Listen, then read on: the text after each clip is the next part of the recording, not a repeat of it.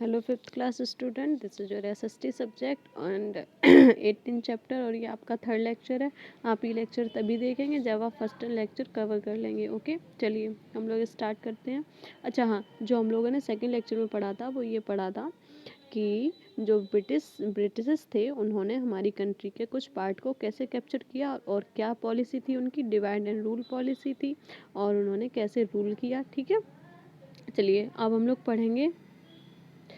अब हम लोग नेक्स्ट हेडिंग पे आते हैं। उस हेडिंग का क्या नाम है, ग्रोइंग डिस्कॉन्टेंट अमोंग इंडियंस। ठीक है, डिस्कॉन्टेंट मीन्स होती है अशांति, असंतोष। ठीक है, इंडियंस के बीच में असंतोष और अशांति क्यों फैलने लगी, कौन से पीरियड में, उसी पीरियड में जिस पीरियड में आपके ऊपर जो ब्रिटिश थे वो रूल कर रहे थे। ठीक है, the British did not want to leave any opportunity of making profit. ठीक है, जो आपके ब्रिटिश थे ना, उन देखिए आपको एक मैं इस हेडिंग का बेस बता रही हूँ। इस हेडिंग में ये बताया जा रहा है कि उनको इंडियंस की जो सिटीजन्स थे उनसे कोई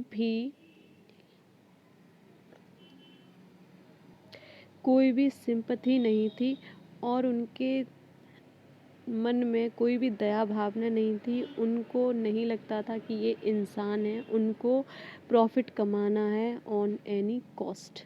ठीक है, उन्हें ये तक नहीं लगता था कि ये भी वैसे ही ह्यूमंस हैं जो हमें, ह्यूमैनिटी नाम की चीज़ नहीं थी उनके अंदर। ठीक है, इस बेस पे हम लोग ये हेडिंग को लीड करेंगे। ठीक है, चलिए तो ये क्या था, the British did not want to leave any opportunity of making profit. ठीक है, वो एक भी चांस नहीं छोड़ते थे जिसमें उनको प्रॉफिट मिल रहा हो, चाहे वो चांस किसी फॉर्मर की जान से बढ़कर ही क्यों ना हो। ठीक है, चलिए they focused in the sector of agriculture. ठीक है, they focused in the agriculture sector.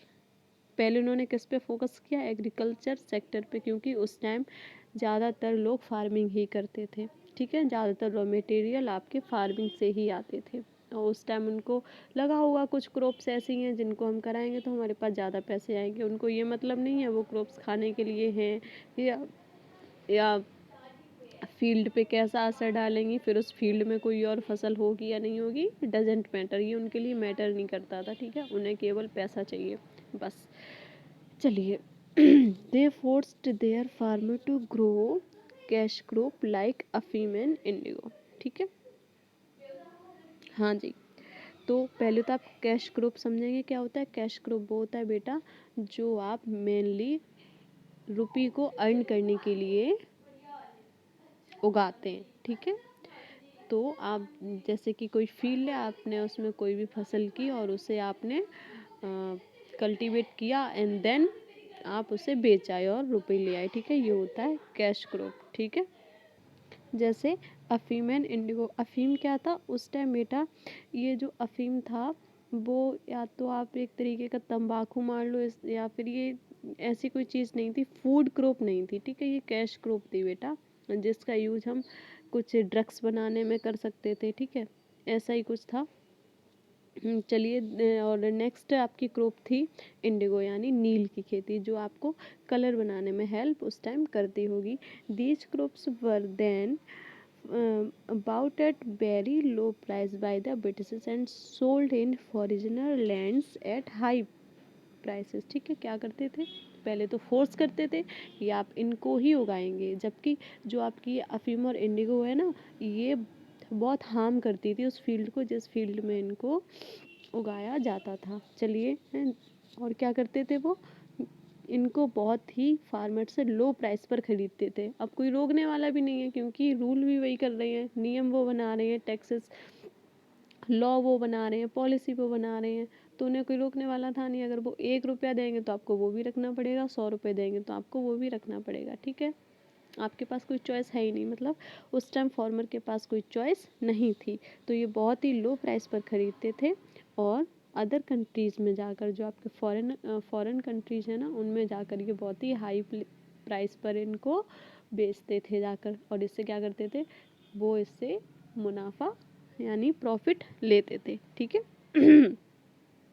हाँ, to make the matter even worse, worse यानी बहुत ही ज़्यादा बर्बाद, बहुत ये सिचुएशन बहुत ही ज़्यादा ख़राब थी किसके लिए, फार्मर्स के लिए, क्योंकि पहली बात तो वो खाने के लिए कुछ उगा ही नहीं पाते थे ज़्यादा, और थोड़ा बहुत जो भी उगाते थे पैसा मिलता था वो उनको टैक्स पे करने में ही चला जाता था।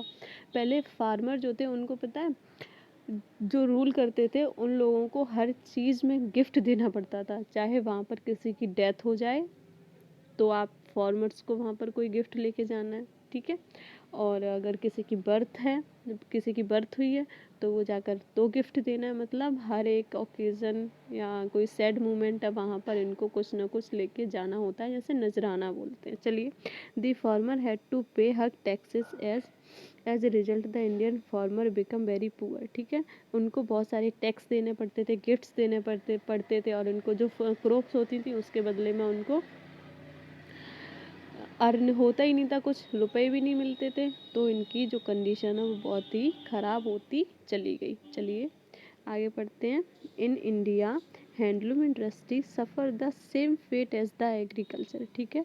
हैंडलूम फैक्ट्री मतलब हाँ, जो एक हथकरघे होते थे पहले उनको हैंडलूम बोलते थे, जिनसे हम कपड़े को वीविंग करते थे, यानी उनसे बुनाई की जाती थी कपड़े की, ठीक है, कपड़ा बनाया जाता था। इंडस्ट्री सफ़र वैसे ही सफ़र कर रही थी जैसे आपका उस टाइम एग्रीकल्चर सेक्टर सफ़र कर रहा था। It was the completely destroy due to the corrupt policy of the British, ठीक है। आपकी जो इंडस्ट्री थी कौन सी, हैंडलूम, वो तो बिल्कुल ही डिस्ट्रॉय हो चुकी थी। किससे डिस्ट्रॉय हुई थी, जो आपके ब्रिटिश थी की करप्ट पॉलिसीज थी, यानी वो पॉलिसीज जिसमें केवल उनका ही फ़ायदा था, उनका ही फ़ायदा था। पॉलिसी ऐसी बनाते थे जो आपका फ़ायदा हो ही, मतलब उस टाइम जो हैंडलूम वर्कर्स थे, वीवर्स थे, उनका कोई फ़ायदा होना ही नहीं है, ना फार्मर का होना है, ऐसी पॉलिसी बनाते थे वो।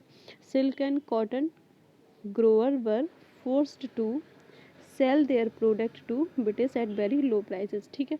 अब आप सेकंड चीज़ पे आइए। वहाँ पर अपने यहाँ पर पहले सिल्क अभी भी बनाई जाती है, सिल्क बनाई जाती थी, कॉटन उगाई जाती थी। तो ये क्या है, ये कपड़ा बनाने का रॉ मटेरियल यानी कच्चा माल है।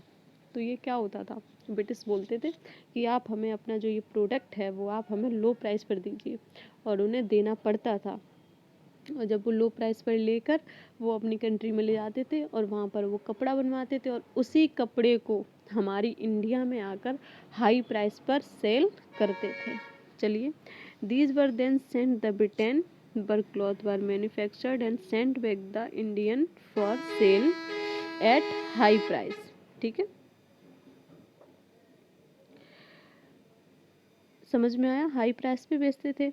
This run the Indian textile industry, और इस पूरा जो प्रोसेस था ना, इसने क्या किया, इसने आपकी टेक्सटाइल इंडस्ट्री को बिल्कुल डिस्ट्रॉय कर दिया। क्योंकि जब आपका रॉ मटेरियल पूरा चला ही जाता है अदर कंट्री में और आपको रॉ मटेरियल मिलेगा ही नहीं, तो आपकी आपकी जो टेक्सटाइल इंडस्ट्री है, जब आपके पास रॉ मटेरियल ही नहीं है तो आप कपड़ा बनाएंगे कहाँ से। और चलिए, आप थोड़ा बहुत अपनी इंडस्ट्री में कपड़ा बना भी लेते हैं तो उसे खरीदेगा कौन, क्योंकि जो वहाँ से बन के आ रहे हैं कपड़े वो इंडस्ट्री में बन के आ रहे हैं, मशीनों से बनकर आ रहे हैं। जो आपके यहाँ पे जो कपड़ा बनाया जा रहा है वो आप हाथों का यूज करके बना रहे हैं, ठीक है। जो आपके पास मशीन है उसे खुद आपको चलाना पड़ रहा है, और जो दूसरी इंडस्ट्री में जो मशीन है वो वहाँ पर वो एडवांस मशीन है, ओके। चलिए, तो यहाँ का जो आपका हैंडलूम इंडस्ट्री है वो ऐसे बर्बाद हो गया, क्योंकि यहाँ की जो पॉलिसी थी जो ब्रिटिश ने बनाई थी वो बिल्कुल ही अपोज डायरेक्शन में काम करती थी। These Indian cotton grower and weavers become jobless, ठीक है। जब उनका बनाया हुआ कपड़ा नहीं बिकता था, उनको रॉ मटेरियल नहीं मिलता था, है ना, क्योंकि ब्रिटिश की पॉलिसी की वजह से वो रॉ मटेरियल खरीद कर ले जाते थे और वहाँ वहाँ से कपड़ा बनाकर और यहाँ पर सोल्ड करते थे आके। चलिए, इससे क्या हुआ, जो आपके वीवर्स को काम नहीं मिल रहा था, उनके बनाए हुए कोई कपड़े नहीं ले रहा था, है ना, क्योंकि वो थोड़े एक्सपेंसिव होते थे। तो क्या हुआ, ये इनकी जॉब तो बिल्कुल ख़त्म हो चुकी थी, ठीक है। चलिए, हम लोग जो आपकी ये नेक्स्ट हेडिंग है, जो आपकी ये नेक्स्ट हेडिंग है द रिवोल्ट ऑफ 1857, इसे हम लोग नेक्स्ट लेक्चर में यानी 4th लेक्चर में कवर करेंगे। ठीक है, तब तक के लिए आप लोग ऐसे पढ़िए।